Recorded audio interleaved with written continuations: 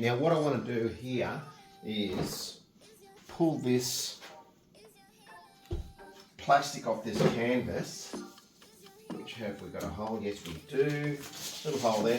I'm going to keep this canvas plastic.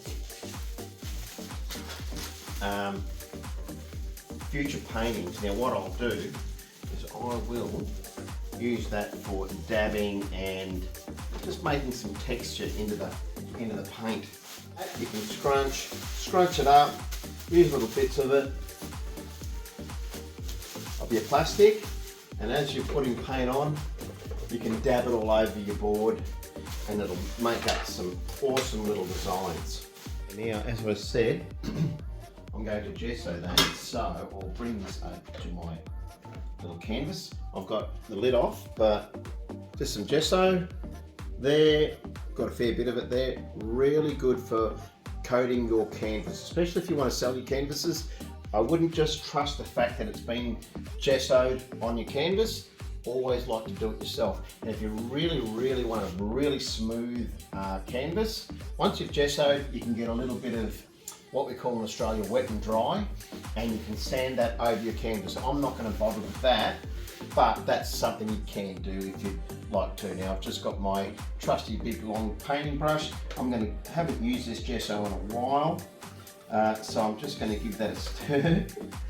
Break flat. Always try to use a flat paddle of some sort, not a round stick or anything like that, to mix up or stir up your paint. Give that a good gesso, good mix through, and then I'll start to paint that onto the canvas. Okay, righty, I've given that a good thorough mixing through, or a good thorough stirring. Now I've got some fair bit of excess on my paintbrush here. Talk about dual uses. So now I'll just get rid of some of that gesso, clean that handle off my paintbrush, and voila, a nice clean paintbrush. Okay. Now I've got some valuable paintings behind here, so I'm going to be pretty careful, but I'm just going to start painting because it will dry pretty quickly. I'm just going to paint from left hand of the screen, or left hand of the canvas down to the right hand.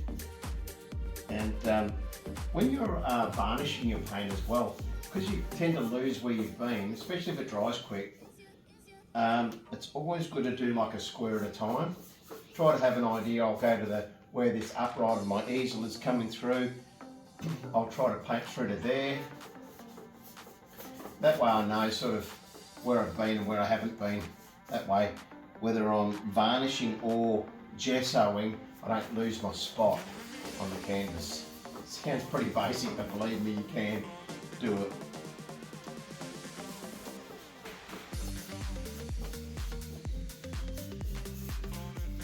And then just smooth it off. Get nice and smooth there. That way you don't, it will dry, believe me, it will dry flat. But this will just pull us, once this dries, it'll pull that canvas as tight as a drum. Gets rid of any finger marks that I was talking about before. You're grabbing the canvas, or you bought the canvas from a shop and people have handled it.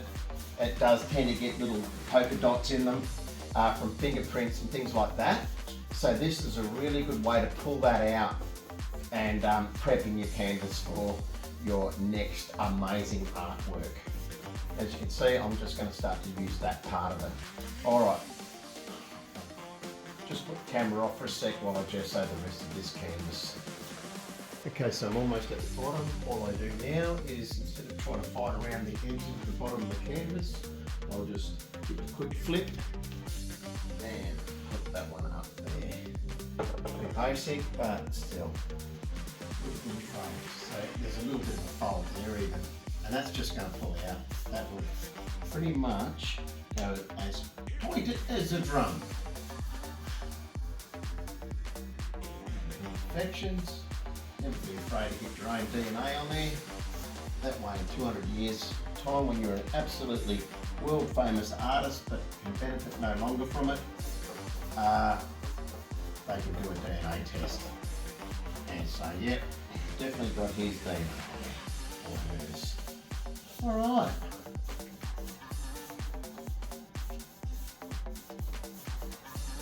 Rather nice. I do have a little bit of water here too, so wet down the canvas a little. Just let the gesso go a little further. Smooths on nicely. You can't see it, it just looks like, because I'm going white on white, but I like to sort of get a little bit of the reflection going, as I said earlier. That way you don't lose yourself as to where you have been and don't start reworking old ground.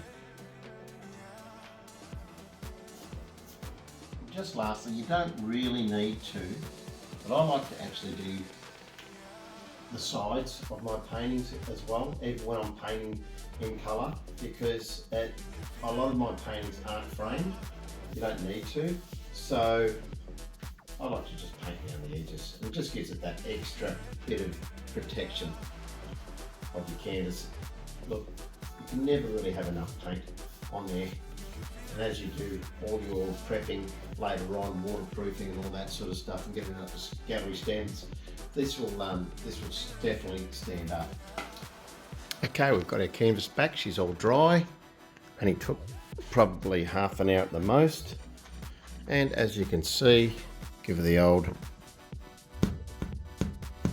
Look at that is tight as a drum. Now you could even get a Scotch-Brite, like, I don't know what they're called all around the world, but this one's a bit shabby, but a brand new Scotch-Brite, like one of these sponges here with the green on the rough green for washing dishes and things. Give that a good scrub over for any rough parts if you don't have any. Well, sandpaper could be a little too rough. So yeah, that would just smooth out any high parts, which is what I'm about to do. Okay, that one's a bit better. Got a good thick green sponge or scouring pad side to it. This one is a heavy duty one. And now I can just give that a rub over my canvas, which will just smooth off any hard bits and won't do any damage.